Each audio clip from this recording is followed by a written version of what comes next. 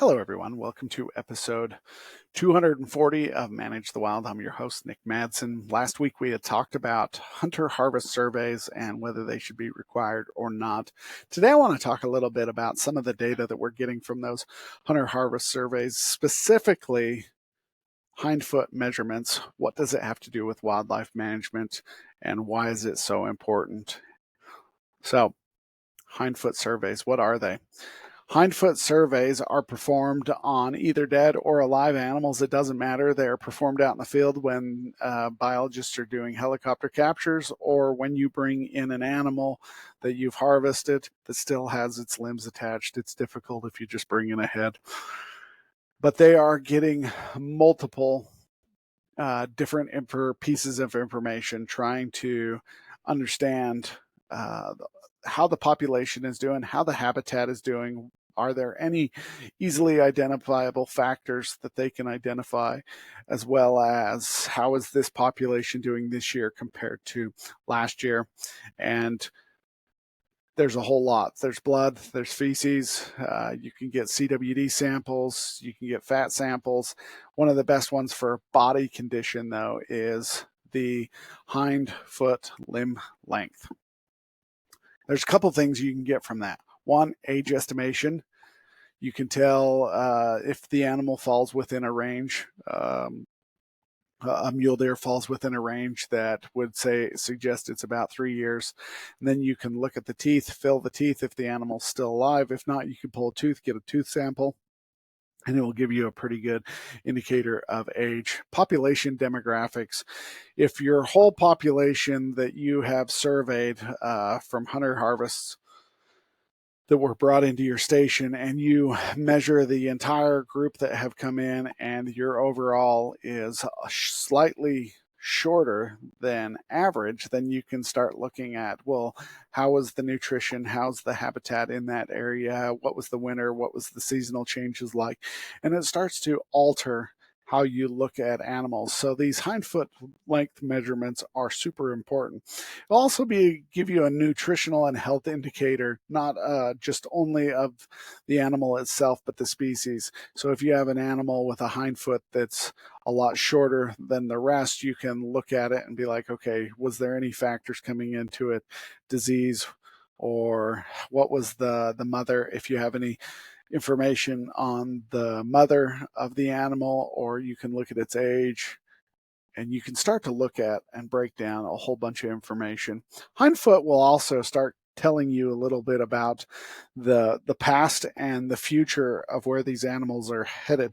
Are they changing? Are they adapting to their habitat? One way that animals might be adapting to open grasslands is they might have smaller feet but longer hind foot lengths. And the other one is they may have shorter hind foot lengths, but they may have larger feet for that rocky and rough terrain. You're also going to see a difference in sexual dimorphism. And over the years, if you take this data and take it for 30, 40 years, you can start to see a pattern, whether there's a difference in male and female lengths and how that is playing out, as well as help you understand evolutionary studies.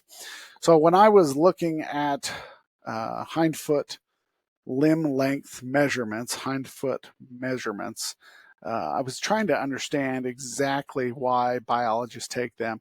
The best indicator, or the best thing that I came across, was body condition. The larger hindfoot is going to represent better physical condition, better nutrition, and it gives you a couple of indicators. One, the habitat is probably pretty good. Two, they're going to be able to survive predator events a little bit better. Studies show that animals with shorter hindfoot lengths on average are a little bit easier to target because they're representing other things like malnutrition or other health issues, whether it's disease or injury.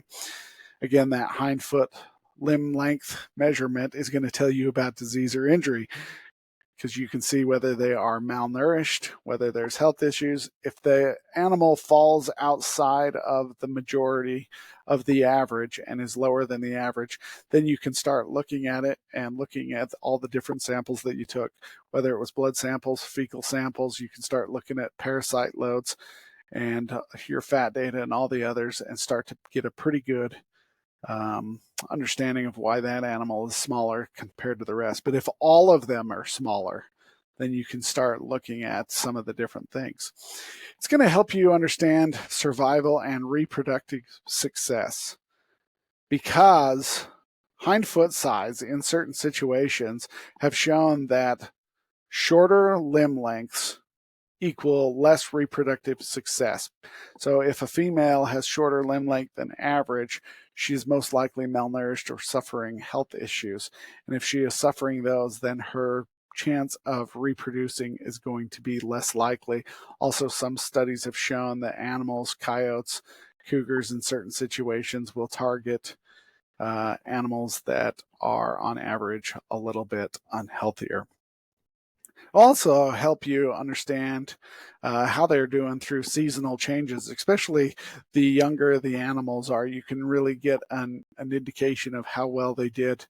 If you get a fawn that had a vit and you go in and do your measurements and then you come back the next year and swap out collars, you can look at how it did going into that winter and coming out, and when you're hitting it the next fall, see how well it did. How did it face against the habitat?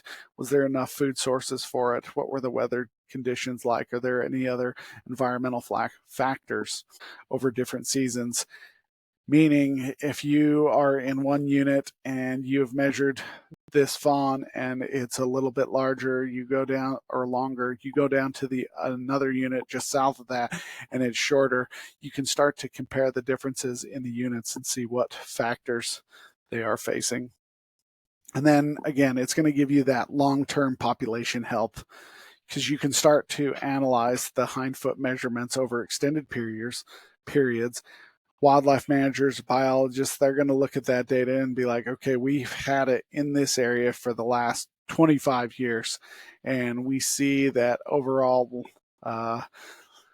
hindfoot measurement is trending downwards. Then you would start to be concerned. If it's trending upwards, you could pat yourself on the back because nobody else is going to do it. But if you have a consistent decline, then there are things that you need to start looking at. Most likely, it's a nutritional or a habitat related challenge, which is difficult to fix. One of the easiest ways is to reduce the amount of mouth that the habitat is feeding, and that's some of the ways to overcome it. But there are important questions that they need to ask when they are looking at this hindfoot data. Researchers are just starting to cover it and look at it and compare it as you have 30 and 40 years. And the more questions they ask, the more they can understand about the animals. But this is just some of the information they are getting. If you guys have any more questions, go ahead, hit me up, let me know. Hopefully you enjoyed today's episode. Go ahead and watch it on YouTube or Spotify. Hit me up on Facebook, Instagram. You guys have a great day. Stay wild.